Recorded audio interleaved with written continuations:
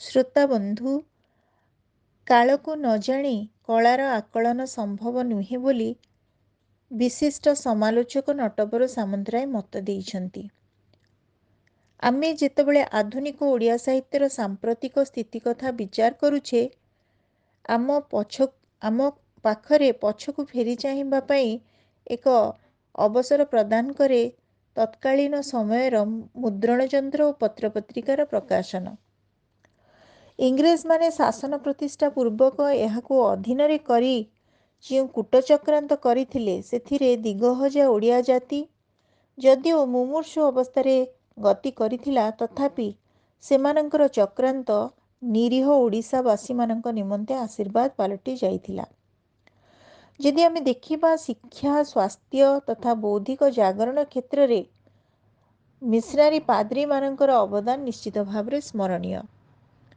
ଏଠି ଜଣେ ବିଶିଷ୍ଟ ସମାଲୋଚକ ଶ୍ରୀ ଗୋପାଳ ଚନ୍ଦ୍ର ମିଶ୍ରଙ୍କର ଉକ୍ତିକୁ ମୁଁ ଉଦ୍ଧାର କରୁଛି, ଯିଏକି ତତ୍କାଳୀନ ସମୟର ସମ୍ବାଦପତ୍ରକୁ ଆଧୁନିକତାର ବାର୍ତ୍ତାବହ ଭାବରେ ବା ତାର ମୁଖ୍ୟ ଆଧୁନିକତା କ୍ଷେତ୍ରରେ ସମ୍ବାଦପତ୍ରର ଯେଉଁ ଭୂମିକା ଥିଲା ତାକୁ ଗୁରୁତ୍ୱାରୋପ କରିକି ସେ ତାଙ୍କର ବକ୍ତବ୍ୟରେ ଉପସ୍ଥାପନ କରିଛନ୍ତି। ଶିକ୍ଷା ଓ ଜ୍ଞାନର ସମ୍ପ୍ରସାରଣ କେବଳ ପ୍ରେସ୍ ଏବଂ ସମ୍ବାଦପତ୍ର ଉପରେ ନିର୍ଭର କରିଥାଏ। ଅର୍ଥାତ୍ ବର୍ତ୍ତମାନ ଅବସ୍ଥାରେ ଭାରତବର୍ଷରେ ଜାତୀୟ ଶିକ୍ଷାର ବୃଦ୍ଧି ପାଇଁ କେବଳ ସମ୍ବାଦପତ୍ର ଏବଂ ପତ୍ରପତ୍ରିକାର ଉପାଦେୟତା ହିଁ ସର୍ବାପେକ୍ଷା ଅଧିକ। ଏହା ଛଡ଼ା ସେ କହିଛନ୍ତି, ପ୍ରାଦେଶିକ ଭାଷାରେ ସମ୍ବାଦପତ୍ର ପ୍ରକାଶନ ଉଦ୍ୟମ ପ୍ରଥମେ ଖ୍ରୀଷ୍ଟିଆନ ପାଦ୍ରୀମାନଙ୍କ ଦ୍ୱାରା ହିଁ ଆରମ୍ଭ ହୋଇଥିଲା। ଶିକ୍ଷା, ଜ୍ଞାନ, ସଂସ୍କୃତିର ପ୍ରସାର ଅପେକ୍ଷା ପାଦ୍ରୀମାନଙ୍କର ପ୍ରାୟୋଜିତ ପତ୍ରପତ୍ରିକାର ଅଧିକ ଉଦ୍ଦେଶ୍ୟ ଥିଲା ଧର୍ମ ପ୍ରଚାର। ଏହି ପ୍ରସଙ୍ଗରେ ୱିଲିୟମ କେରୀ, ମାର୍ସମ୍ୟାନ ପ୍ରଭୃତି ଖ୍ରୀଷ୍ଟିଆନ ପାଦ୍ରୀମାନଙ୍କର ଉଦ୍ୟମ ଓ ସଂଗଠନ ସ୍ମରଣୀୟ। ଭାରତୀୟ ମାନସଭୂମି ସଂଗଠିତ କରିବାରେ ସମ୍ବାଦପତ୍ର ଥିଲା ସାଂସ୍କୃତିକ ଯୁଗ ଓ ଜୀବନର ଏକ ବିଶିଷ୍ଟ ସଂକଳ୍ପ। ତେଣୁ ବର୍ତ୍ତମାନ ଆମେ ମିଶନାରୀମାନଙ୍କର ଅବଦାନ ସମ୍ପର୍କରେ ସାମାନ୍ୟ ଆଲୋଚନା କରିବା। ଶିକ୍ଷାର ପ୍ରସାର ପ୍ରଚାର ପାଇଁ ଭାରତରେ ସେମାନଙ୍କର ଅନୁପ୍ରବେଶ ଥିଲା। ତତ୍ସହିତ ଥିଲା ଧର୍ମର ପ୍ରଚାର ପ୍ରସାରର ଉଦ୍ଦେଶ୍ୟ। ମୁଖ୍ୟ ଥିଲା ଧର୍ମର କଥା। ତେବେ 1818 ମସିହାରେ କଲିକତାର ଶ୍ରୀରାମପୁର ଠାରେ ବ୍ୟାପ୍ଟିଷ୍ଟ ମିଶନ କଲେଜର ସ୍ଥାପନ ହୋଇଥିଲା। ପରେ କଲିକତାରେ ସ୍କୁଲ ସୋସାଇଟି, ହିନ୍ଦୁ କଲେଜ, ଆଗ୍ରାରେ ଓରିଏଣ୍ଟାଲ କଲେଜ ଇତ୍ୟାଦି ପ୍ରତିଷ୍ଠା ହୋଇଥିଲା। ଠିକ୍ ଏହି ସମୟରେ ଯେତେବେଳେ ଏଟା ବାଂଲାଦେଶରେ ହେଉଛି, କଲିକତାରେ ହେଉଛି, ସେତେବେଳେ ଓଡ଼ିଶାରେ ଶିକ୍ଷାନୁଷ୍ଠାନ ଭାବରେ କେବଳ ଥିଲା ଚାଟଶାଳୀ, ଗ୍ରାମ୍ୟ ପାଠଶାଳା, ଚତୁଷ୍ପାଠୀ, ତାପରେ ସଂସ୍କୃତ ଟୋଲ। ଏଥିରୁ ଆମେ ଜାଣିପାରିବା, ଅନୁଭବ କରିପାରିବା ଯେ ଯେହେତୁ କଲିକତାର ଶ୍ରୀରାମପୁର ଠାରେ ପ୍ରଥମେ ମୁଦ୍ରଣ ଯନ୍ତ୍ରର ପ୍ରତିଷ୍ଠା ହେଲା, ସେଥିପାଇଁ ବଙ୍ଗଳା ଦେଶର ଯେଉଁ ଅଧିବାସୀମାନେ ସେମାନେ ପ୍ରଥମେ ଇଂରେଜୀ ଭାଷାର ସଂସ୍ପର୍ଶରେ ଆସିକି ବେଶୀ ବୁଦ୍ଧିଦୀପ୍ତ ଏବଂ ଜ୍ଞାନ ବିଜ୍ଞାନର ସାନ୍ନିଧ୍ୟ ଲାଭ କରି ବେଶୀ ପ୍ରସାରିତ ହୋଇଥିବା ଆମେ ଅନୁମାନ କରିପାରିବା, ଯେଉଁଟାକି ଓଡ଼ିଶାରେ ସେଟା ବହୁତ ପରେ ସେଟା ସମ୍ଭବପର ହେଲା। ତେବେ ଏହି ସମୟରେ ଆମେ ଦେଖିବା ଯେ ଗୋଟେ ମାର୍ସମ୍ୟାନଙ୍କ ଦ୍ୱାରା, ଯେଉଁ ପାଦ୍ରୀ ଥିଲେ, ମିଶନାରୀ ପାଦ୍ରୀ, ସେ ଥିଲେ ମାର୍ସମ୍ୟାନ। ତାଙ୍କର ସମ୍ପାଦନାରେ ଏକ ସାପ୍ତାହିକ ପତ୍ରିକା ଯାହାର ନାଁ ଥିଲା ସମାଚାର ଦର୍ପଣ, ସେଟା 1818 ମସିହାରେ ପ୍ରକାଶ ପାଇଥିଲା ଏବଂ ସେଠି 1852 ଯାଏ ଗତିଶୀଳ ହେଇଥିଲା। ଅର୍ଥାତ୍ ବହୁତ ଗୁଡ଼ିଏ ପତ୍ରପତ୍ରିକା ଆରମ୍ଭ ହୋଇକି ସେଟା ବନ୍ଦ ହେଇଯାଇଥିଲା, କିନ୍ତୁ ଏଇ ସମାଚାର ଦର୍ପଣ 1818 ମସିହାରେ ପ୍ରକାଶ ପାଇଥିଲା ଏବଂ ମାର୍ସମ୍ୟାନଙ୍କ ସମ୍ପାଦନାରେ ପ୍ରକାଶ ପାଇଥିଲା ଏବଂ ଏହା 1852 ପର୍ଯ୍ୟନ୍ତ ଥିଲା। 1816 ସେ 1818 ପୂର୍ବରୁ ଆଉ ଗୋଟେ ପତ୍ରିକା ବାହାରିଥିଲା, ଯାହାକୁ ସମସ୍ତେ ଜାଣନ୍ତି, ସେଟା ହେଉଛି ବେଙ୍ଗଲ ଗେଜେଟ୍। ତାପରେ 1822 ମସିହାରେ ପ୍ରଥମ ଭାରତୀୟ ସମ୍ବାଦପତ୍ର ଥିଲା ବମ୍ବେ ସମାଚାର। ଏଟା ବମ୍ବେରୁ ବାହାରୁଥିଲା, ତେଣୁ ଆମେ ଯେତେବେଳେ ଆମର ଓଡ଼ିଶାର ପତ୍ରପତ୍ରିକା ସମ୍ପର୍କରେ ଆଲୋଚନା କରୁଛେ ତା ପୂର୍ବରୁ ଆମକୁ ଦୃଷ୍ଟି ନିକ୍ଷେପ କରିବା ପାଇଁ ପଡ଼ିବ ଯେ ଭାରତ ବର୍ଷରେ କେଉଁ ପ୍ରକାର ପରିସ୍ଥିତି ଥିଲା। ତେଣୁ ଆମେ ବେଙ୍ଗଲ ଗେଜେଟ୍ କଥାଟା ଜାଣିଲେ ଏବଂ ସମାଚାର ଦର୍ପଣ କଥା ଜାଣିଲେ ଏବଂ ବମ୍ବେ ସମାଚାର କଥା ମଧ୍ୟ ଜାଣିଲେ। ତେଣୁ ଆମେ ଅନୁଭବ କରୁଛେ ଯେ ମିଶନାରୀମାନଙ୍କର ଅବଦାନ ଏଇ ପ୍ରକାର ଥିଲା।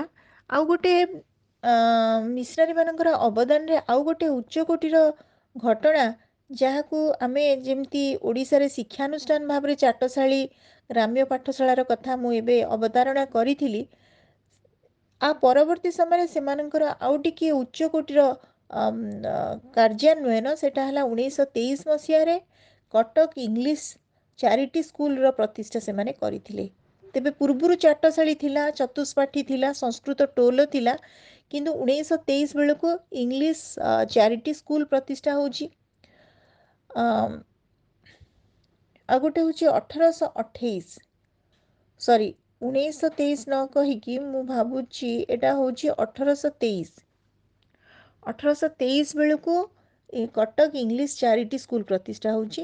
ତାପରେ ହେଉଛି 1828ରେ କଟକରେ 7ଟି ସ୍କୁଲ ଥିଲା ବୋଲି ମିଶନାରୀ ରିପୋର୍ଟରୁ ଜଣାପଡ଼େ ଏବଂ ଛାତ୍ର ସଂଖ୍ୟା ଥିଲା 233।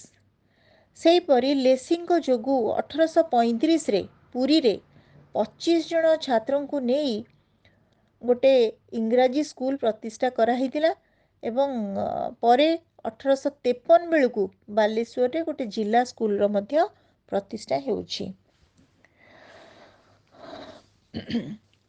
ଶ୍ରୋତାବନ୍ଧୁ, ଜାନୁଆରୀ 10 ତାରିଖ 1800 ଖ୍ରୀଷ୍ଟାବ୍ଦ କଥାକୁ ଯଦି ଆମେ ଦେଖିବା, ସେତେବେଳେ କଲିକତାର ଶ୍ରୀରାମପୁରଠାରେ ଖ୍ରୀଷ୍ଟ ଧର୍ମ ପ୍ରଚାର ନିମନ୍ତେ ମିଶନାରୀ ପ୍ରେସର ପ୍ରତିଷ୍ଠା ହୋଇଥିଲା ଏବଂ ୱିଲିୟମ କେରି ହିଁ ଏହାର ପ୍ରଥମ ପ୍ରତିଷ୍ଠାପକ ଥିଲେ। 1803 ଖ୍ରୀଷ୍ଟାବ୍ଦରେ ଓଡ଼ିଶା ଇଂରେଜମାନଙ୍କର ଶାସନାଧୀନ ହୋଇଥିଲା। ତେଣୁ ଆମେ ଟିକେ ତାରିଖ ଅନୁସାରେ ଟିକେ ଗଡ଼େଇ ନେବା। 1803 ମସିହାରେ ଓଡ଼ିଶାରେ ଇଂରେଜମାନେ ତାଙ୍କର କର୍ତ୍ତୃତ୍ୱ ବିସ୍ତାର କରିଥିଲେ। ଓଡ଼ିଶାରେ ଖ୍ରୀଷ୍ଟ ଧର୍ମର ପ୍ରଚାର ଉଦ୍ଦେଶ୍ୟରେ ୱିଲିୟମ କେରି ଓଡ଼ିଆ ପଣ୍ଡିତମାନଙ୍କ ଦ୍ୱାରା ବାଇବେଲର ଓଡ଼ିଆ ଅନୁବାଦ କରିଥିଲେ ଏବଂ ଏହି କାର୍ଯ୍ୟଟି 1803ରୁ 1809 ଦୀର୍ଘ 6 ବର୍ଷ ଲାଗିଥିଲା ଏବଂ ଶେଷ ହୋଇଥିଲା। ତେବେ 1821 ବେଳକୁ ଲର୍ଡ ହେଷ୍ଟିଙ୍ଗସ୍ ଭାରତରେ ଖ୍ରୀଷ୍ଟ ଧର୍ମ ପ୍ରଚାର ବିରୁଦ୍ଧରେ ଥିବା କଟକଣା ଉଠାଇଥିଲେ ଏବଂ ଓଡ଼ିଶାରେ ଖ୍ରୀଷ୍ଟ ଧର୍ମ ପ୍ରଚାର ପାଇଁ ଅନେକ ମିଶନାରୀ ପାଦ୍ରୀ ଆସିଥିଲେ। ସେଇ ମିଶନାରୀମାନଙ୍କ ନାଁ ଟିକେ ଆମେ ସ୍ମରଣ ରଖିବା ଉଚିତ, କାରଣ ସେମାନଙ୍କର ଅବଦାନ ମଧ୍ୟ ଆମ ଭାଷା ସାହିତ୍ୟ ପ୍ରତି ରହିଛି। ସେମାନଙ୍କ ମଧ୍ୟରେ ସେଇ ମିଶନାରୀ ପାଦ୍ରୀମାନଙ୍କ ମଧ୍ୟରେ ଥିଲେ ୱିଲିୟମ ବ୍ୟାମ୍ପଟନ୍, ଜେମ୍ସ ପେକ୍ସ, ଆଉ ଜଣେ ହେଲେ Charles Lacey, Amos Sutton. Charles Lacey Christian ଧର୍ମ ପାଇଁ ଅତି ମାତ୍ରାରେ ଉତ୍ସାହିତ ହୋଇଯାଇଥିଲେ। ସେତେବେଳେ ସେ ଉତ୍ସାହିତ ହେଲେ ଯେତେବେଳେ ଦୀର୍ଘ 6 ବର୍ଷ ଧରି, ଅର୍ଥାତ୍ ଯେମିତି ଆମେ ଆଲୋଚନା କରୁଥିଲେ 1826ରେ 1803ରୁ 1809 ପର୍ଯ୍ୟନ୍ତ ସେଇଟା ଅନୁବାଦ କର୍ମଟା ବାଇବେଲର ଚାଲିଥିଲା। ତ ତାପରେ 1826ରେ ନ୍ୟୁ ଟେଷ୍ଟାମେଣ୍ଟ ନାମକ ଏକ ଯେଉଁ ପୁସ୍ତକ ଗ୍ରୀକ୍ ଭାଷାରୁ ସେଇଟା ଇଂରାଜୀରେ ଅନୁବାଦ ହେଉଛି।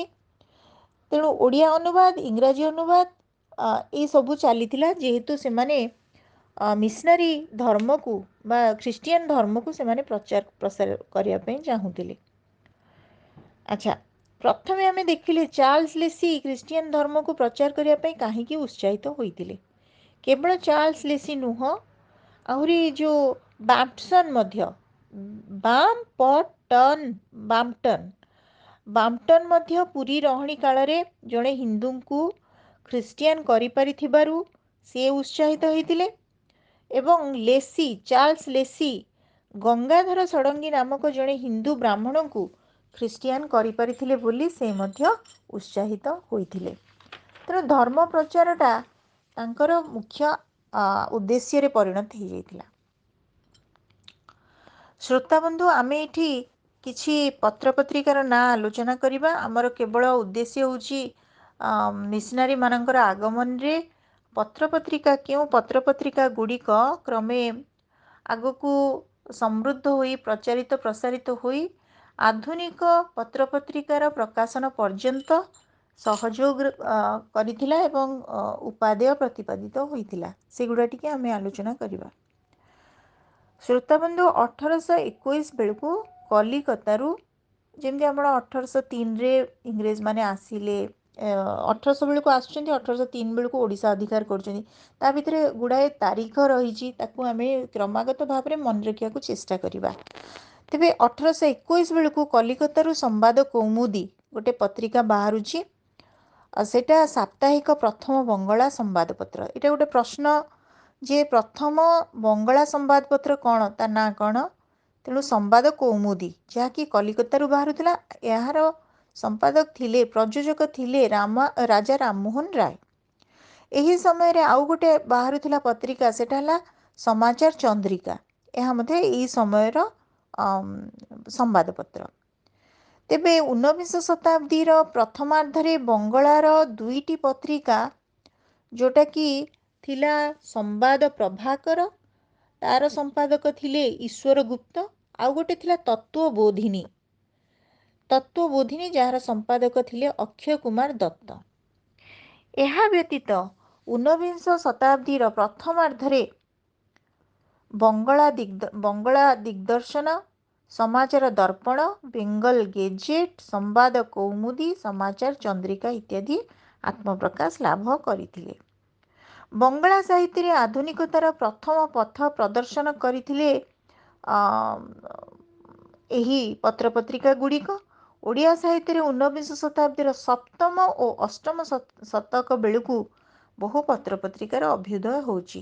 ତେଣୁ ଯେତେବେଳେ ଆମେ ଦେଖୁଛେ 19 ଶତାବ୍ଦୀର ପ୍ରଥମାର୍ଦ୍ଧ ବେଳକୁ ବଙ୍ଗଳା ସାହିତ୍ୟରେ ଆଧୁନିକତାର ସୂତ୍ରପାତ ହେଇଗଲାଣି, ସେତେବେଳକୁ ଆମକୁ ଆହୁରି 50-60 ବର୍ଷ 70 ବର୍ଷ ଅପେକ୍ଷା କରିବାକୁ ପଡ଼ୁଛି, କିମ୍ବା 80 ବର୍ଷ ଅପେକ୍ଷା କରିବାକୁ ପଡ଼ୁଛି, ଯେଉଁଥିରେ ଆମେ 19 ଶତାବ୍ଦୀର ସପ୍ତମ ଆଉ ଅଷ୍ଟମ ଦଶକ ବେଳକୁ ପତ୍ରପତ୍ରିକାର ଅଭ୍ୟୁଦୟକୁ ଦେଖୁଛୁ। ତେଣୁ ବଙ୍ଗାଳୀମାନେ ନିଶ୍ଚିତ ଭାବରେ ଓଡ଼ିଆ ଭାଷା ସାହିତ୍ୟର ପ୍ରତିଷ୍ଠା ପୂର୍ବରୁ ଆହୁରି ସେମାନେ ପ୍ରତିଷ୍ଠିତ ହୋଇସାରିଥିଲେ।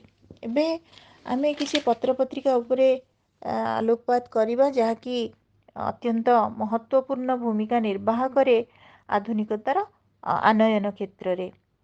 ଖ୍ରୀଷ୍ଟ ଧର୍ମର ପ୍ରଚାର ଉଦ୍ଦେଶ୍ୟରେ ଓଡ଼ିଶାରେ ସର୍ବପ୍ରଥମେ ମିଶନ ପ୍ରେସ୍ ପ୍ରତିଷ୍ଠିତ ହୋଇଥିଲା। ଏହିଠାରୁ ହିଁ ପ୍ରକୃତ ପକ୍ଷେ ପତ୍ରିକା ପ୍ରକାଶନର ଯାତ୍ରା ଆରମ୍ଭ ବୋଲି ସମାଲୋଚକମାନେ ମତ ଦିଅନ୍ତି। ତେଣୁ 1894ରେ ଜ୍ଞାନାରୁଣ, ଆଉ ଗୋଟେ ଖାଲି କହିଦେବ ଛାଡ଼ି ଯାଉଥିଲି, ଆଉ ଗୋଟେ ହେଉଛି 1841ରେ ରେଭରେଣ୍ଡ ଆର୍ମ ସଟନ ଏବଂ ଭୁବନାନନ୍ଦ ନ୍ୟାୟାଳଙ୍କର ଏକ ଓଡ଼ିଆ ଅଭିଧାନ ସଂକଳନ କରିଥିଲେ। ତେଣୁ ପତ୍ରପତ୍ରିକା କଥା ଜାଣିବା ସହିତ ଆମକୁ ଏଇଟିକୁ ମଧ୍ୟ ମନେ ରଖିବାକୁ ପଡ଼ିବ ଯେ ଆର୍ମ ସଟନଙ୍କ ପାଖରେ ଆମେ କୃତଜ୍ଞ, ସମ୍ପୂର୍ଣ୍ଣ ଓଡ଼ିଆ ଜାତି, କାରଣ ସେ ଏକ ଅଭିଧାନର ସଂକଳକ ଥିଲେ, ଯାହାକି ଓଡ଼ିଆ ଭାଷାକୁ ସୁରକ୍ଷା ଦେବା କ୍ଷେତ୍ରରେ ନିଶ୍ଚିତ ଗୋଟେ ଗୁରୁତ୍ୱପୂର୍ଣ୍ଣ ଭୂମିକା ବହନ କରିଛି। ଶ୍ରୋତାବନ୍ଧୁ, ବର୍ତ୍ତମାନ ଆମେ କିଛି ପତ୍ରିକାର ନାଁ ସିରିଏଲି, ଯେଉଁ ପୁରା ତାର ମସିହା ଅନୁସାରେ, ପ୍ରକାଶନ କାଳ ଅନୁସାରେ ମନେ ରଖିବା। ମୁଁ ଭାବୁଛି, ଆଶା କରୁଛି ଆପଣମାନଙ୍କୁ ନିଶ୍ଚିତ ଏହା ଆପଣମାନଙ୍କ ପାଇଁ ଉପାଦେୟ ପ୍ରତିପାଦିତ ହେବ। 1849ରେ ଜ୍ଞାନାରୁଣ, 1856 ପ୍ରବୋଧ ଚନ୍ଦ୍ରିକା, 1861 ଅରୁଣୋଦୟ, 1866 ଉତ୍କଳ ଦୀପିକା। ଏଇଠି ଶ୍ରୋତାବନ୍ଧୁ ମୁଁ କହି ରଖିବାକୁ ଚାହେଁ, ଲିଥୋ ପ୍ରଣାଳୀରେ ପ୍ରସ୍ତର ଫଳକରେ ଏହା ସେତେବେଳେ ପ୍ରକାଶ ପାଇଥିଲା। 1866 ମସିହାରେ, ଯେଉଁ ସମୟରେ ନଅଙ୍କ ଦୁର୍ଭିକ୍ଷର ସମୟ, ସେ ସମୟରେ ଲିଥୋ ପ୍ରଣାଳୀରେ ଉତ୍କଳ ଦୀପିକା ପ୍ରକାଶ ପାଇଥିଲା। ଏବଂ ପରବର୍ତ୍ତୀ ପର୍ଯ୍ୟାୟରେ 1867 ବେଳକୁ କଟକ ପ୍ରିଣ୍ଟିଂ କମ୍ପାନୀ ଗୌରୀଶଙ୍କର ରାୟଙ୍କ ଦ୍ୱାରା ସମ୍ପାଦିତ କରିକି ପ୍ରଥମ ଓଡ଼ିଆ ସାପ୍ତାହିକ ପତ୍ରିକା ଭାବରେ ଆତ୍ମପ୍ରକାଶ ଲାଭ କରିଥିଲା ଉତ୍କଳ ଦୀପିକା। ଏବେ 1868ରେ ଦୁଇଟା ପତ୍ରିକା ଆମର ଆଖି ଆଗକୁ ଆସୁଛି, ବାଲେଶ୍ୱରରୁ ବାହାରୁଛି। ସେଟା ହେଉଛି ବାଲେଶ୍ୱରର ବୋଧଦାୟିନୀ, ଆଉ ଗୋଟେ ହେଉଛି ସମ୍ବାଦବାହିକା 1868। 1869 ସେଥିରେ ବାହାରୁଛି କଟକରୁ ଉତ୍କଳ ହିତୈଷିଣୀ। ତାପରେ ବାହାରୁଛି 1873ରେ ବାଲେଶ୍ୱରରୁ ଉତ୍କଳ ଦର୍ପଣ, ଯାହାକି ଓଡ଼ିଶାର ପ୍ରଥମ ସାହିତ୍ୟ ପତ୍ରିକା। ଆମକୁ ପ୍ରଶ୍ନ ମଝିରେ ମଝିରେ ଆମକୁ ସେଠାରେ ଧ୍ୟାନ ଦେବାକୁ ପଡ଼ିବ ଯେ ପ୍ରଥମ ସାପ୍ତାହିକ ଓଡ଼ିଆ ପତ୍ରିକା କେଉଁଟା? ସେଟା ହେଉଛି ଉତ୍କଳ ଦୀପିକା। ତାର ସମ୍ପାଦକ କିଏ ଥିଲେ? ଗୌରୀ ଶଙ୍କର ରାୟ। ତେଣୁ ସେଟା ମନେ ରଖିବା ସହିତ ପ୍ରଥମ ସାହିତ୍ୟ ପତ୍ରିକା ଭାବରେ ଆମେ ବାଲେଶ୍ୱରରୁ ପ୍ରକାଶ ପାଉଥିବା ଉତ୍କଳ ଦର୍ପଣକୁ ମନେ ପକାଇବା। 1878ରେ କଟକରୁ ଉତ୍କଳ ମଧୁପ ପତ୍ରିକା ବାହାରୁଥିଲା ଏବଂ ଓଡ଼ିଶାର ଦ୍ୱିତୀୟ ସାହିତ୍ୟ ପତ୍ରିକା। ପ୍ରଥମ ସାହିତ୍ୟ ପତ୍ରିକା ଉତ୍କଳ ଦର୍ପଣ, ଦ୍ୱିତୀୟ ସାହିତ୍ୟ ପତ୍ରିକା ହେଉଛି ଉତ୍କଳ ମଧୁପ। 1879 ସେଥିରୁ ସେଇ ସମୟରେ ମୟୂରଭଞ୍ଜ ବୋଲି ଗୋଟେ ପତ୍ରିକା ବାହାରୁଥିଲା। ତାପରେ 1882ରେ ପୁରୀରୁ ପୁରୁଷୋତ୍ତମ ପତ୍ରିକା ଗୋଟେ ବାହାରୁଥିଲା, ପୁରୁଷୋତ୍ତମ ପତ୍ରିକା। ସେଇ 1882ରେ ବାଲେଶ୍ୱରରୁ ପ୍ରଜାବନ୍ଧୁ ବାହାରୁଥିଲା ପତ୍ରିକା। ଏବେ 1882 ପରେ 1885 ଯେଉଁଟାକି ଗୋଟେ ମାସିକ ସାହିତ୍ୟ ପତ୍ରିକା, ତାହା ଥିଲା ପ୍ରଦୀପ। 1887ରେ ବାଲେଶ୍ୱରରୁ ଭୂତନାଥ ବସୁଙ୍କ ସମ୍ପାଦନାରେ ଗୋଟେ ସାପ୍ତାହିକ ସାହିତ୍ୟ ପତ୍ରିକା ପ୍ରକାଶ ପାଉଥିଲା, ସେଟା ହେଲା ନବସମ୍ବାଦ। ତାପରେ 1888ରେ ବାଲେଶ୍ୱରରୁ ଓଡ଼ିଆ ଓ ନବସମ୍ବାଦ ନାମକ ପତ୍ରିକାଟେ ବାହାରୁଥିଲା।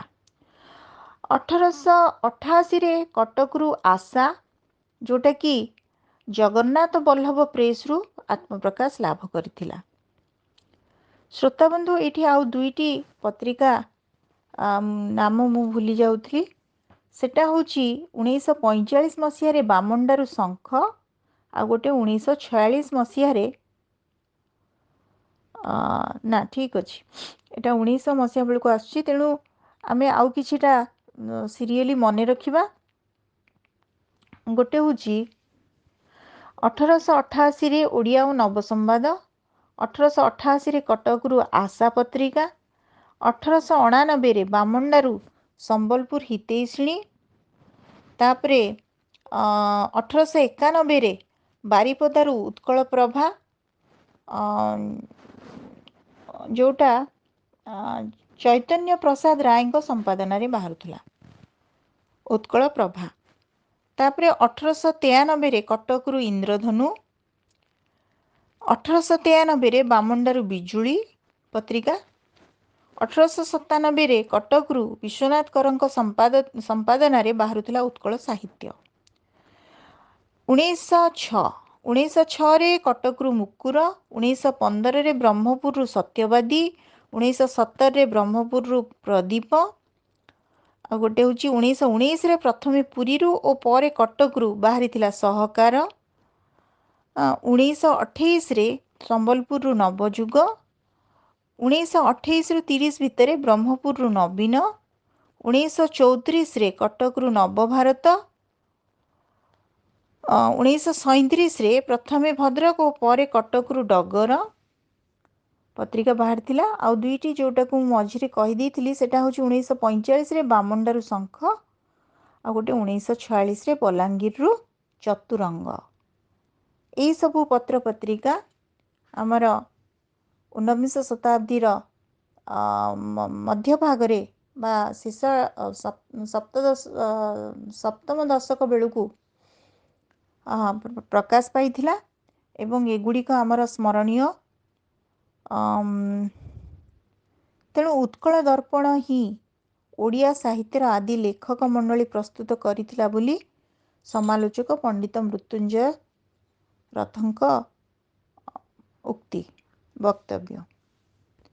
ତେଣୁ ଶ୍ରୋତାବନ୍ଧୁ, ମୁଁ ଆଶା କରୁଛି ଆଜି ଆମେ ଯେଉଁ ପତ୍ରପତ୍ରିକା ସମ୍ପର୍କରେ ଆଲୋଚନା କଲେ ସେଗୁଡ଼ିକୁ ନିଶ୍ଚିତ ଭାବରେ ଆପଣମାନେ ମନେ ରଖିବେ। କିଛି ପତ୍ରିକା ଊନବିଂଶ ଶତାବ୍ଦୀର ପ୍ରଥମାର୍ଦ୍ଧରେ ବାହାରିଥିଲା, କିଛି ପତ୍ରିକା ଊନବିଂଶ ଶତାବ୍ଦୀର ଦ୍ୱିତୀୟାର୍ଦ୍ଧରେ, କିଛି ପତ୍ରିକା ଊନବିଂଶ ଶତାବ୍ଦୀର ସପ୍ତଦଶ ଓ ଅଷ୍ଟଦଶ ବା ସପ୍ତମ ଓ ଅଷ୍ଟମ ଦଶକ ବେଳକୁ ବାହାରୁଛି। ତେଣୁ ସେତିକ ମନେ ରଖିଲେ ଆମ ନିଶ୍ଚିତ ରୂପେ ଆମ ପରୀକ୍ଷା ନିମନ୍ତେ ଆମେ କୃତକାର୍ଯ୍ୟ ହେବା ବୋଲି ମୋର ବିଶ୍ୱାସ। ଧନ୍ୟବାଦ।